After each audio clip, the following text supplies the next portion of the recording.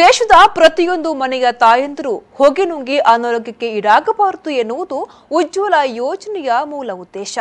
ಮಹಿಳೆಯರ ಆರೋಗ್ಯ ಕಾಳಜಿ ಉದ್ದೇಶವನ್ನಿಟ್ಟುಕೊಂಡು ಹೊಗೆ ರಹಿತ ದೇಶ ನಿರ್ಮಾಣ ಹಾಗೂ ಕಾಡು ರಕ್ಷಣೆಯ ಚಿಂತನೆಯಿಂದ ಪ್ರಧಾನಿ ನರೇಂದ್ರ ಮೋದಿ ಅವರು ಈ ಮಹತ್ವಾಕಾಂಕ್ಷೆಯ ಯೋಜನೆಯನ್ನು ಆರಂಭಿಸಿದ್ದಾರೆ ಎಂದು ಶಿವಮೊಗ್ಗ ಲೋಕಸಭಾ ಸಂಸದ ಬಿವೈ ರಾಘವೇಂದ್ರ ಹೇಳಿದರು.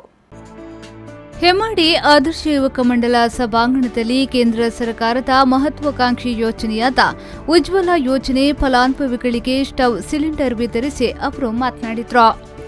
ಶಿವಮೊಗ್ಗ ಲೋಕಸಭಾ ವ್ಯಾಪ್ತಿಯಲ್ಲಿ ಈಗಾಗಲೇ 42,000 ಮಂದಿಗೆ ಉಜ್ವಲ ಯೋಜನೆಯ ಗ್ಯಾಸ್ ಸಿಲಿಂಡರ್ ಅನ್ನು ವಿತರಿಸಲಾಗಿದೆ. ಬಾಕಿ ಇರುವ ಅರ್ಹ 12,000 ಮಂದಿ ಬಿಪಿಎಲ್ ಫಲಾನುಭವಿಗಳಿಗೆ ಮಾರ್ಚ್ 15ರೊಳಗೆ ಉಜ್ವಲ ಅನಿಲ ಸಂಪರ್ಕ ಕಲ್ಪಿಸಲಾಗುವುದು. ಅರ್ಹರೆಲ್ಲರಿಗೂ ನರೇಂದ್ರ ಮೋದಿಯವರ ಮಹತ್ವಾಕಾಂಕ್ಷಿ ಯೋಜನೆ ತಲುಪಿಸುವುದು ನಮ್ಮೆಲ್ಲರ ಕರ್ತವ್ಯ ಎಂದರು. ಸನ್ಮಾನಿತ ಯಡಿಯೂರಪ್ಪನವರ ನೇತೃತ್ವದಲ್ಲಿ ಇಡೀ ನಮ್ಮ ಶಿವಮೊಗ್ಗ ಲೋಕಸಭಾ ಕ್ಷೇತ್ರದಲ್ಲಿ 2011ನೇ ಸೋಶಿಯೋ ಎಕನಾಮಿಕ್ ಕ್ಯಾಶ್ ಸೆನ್ಸಸ್ ಪ್ರಕಾರ ಸುಮಾರು 42,000 ಕುಟುಂಬಗಳಿಗೆ ಈಗ ಆಲ್ರೆಡಿ ಈ ಒಂದು ಅನಿಲ ಸಂಪರ್ಕ ವ್ಯವಸ್ಥೆಯನ್ನ ಕೊಡುವಂತ ಪ್ರಯತ್ನ ಈಗ ಆಲ್ರೆಡಿ ಆಗಿದೆ.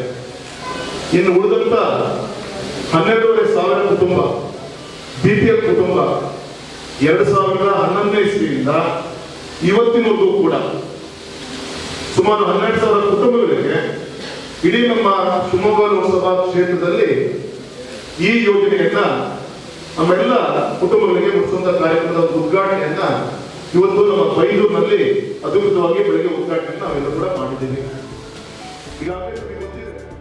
ಕುಂದಾಪುರ ತಾಲೂಕು ಪಂಚಾಯತ್ ಅಧ್ಯಕ್ಷೆ ಶ್ಯಾಮಲಾ ಕುಂದರ್, ಸ್ಥಾಯಿ ಸಮಿತಿ ಅಧ್ಯಕ್ಷ ನಾರಾಯಣ್ ಕೆ ಬುಚಾಡಿ, ಸದಸ್ಯರಾದ ರಾಜು ದೇವಾಡಿಗ, ಸುರೇಂದ್ರ ಕಾರ್ವಿ, ಕರಣ್ ಪೂಜಾರಿ, ತಹಶೀಲ್ದಾರ್ ತಿಪ್ಪೇಸ್ವಾಮಿ, ನೋಡಲ್ ಅಧಿಕಾರಿ ಜುನೇಜ್, ವಿವಿಧ ಗ್ಯಾಸ್ ಏಜೆನ್ಸಿಯ ವೆಂಕಟೇಶ್ ಗಿಣಿ, ರಾಜೇಶ್, ಪ್ರವೀಣ್ ಕುಮಾರ್, ಸತೀಶ್ ಹೆಮ್ಮಾಡಿ, ಗ್ರಾಮ ಪಂಚಾಯತ್ ಅಧ್ಯಕ್ಷೆ ಜ್ಯೋತಿ ಹರೀಶ್ ಭಂಡಾರಿ ಮತ್ತಿತರರು ಈ ಸಂದರ್ಭ ಉಪಸ್ಥಿತರಿದ್ದರು.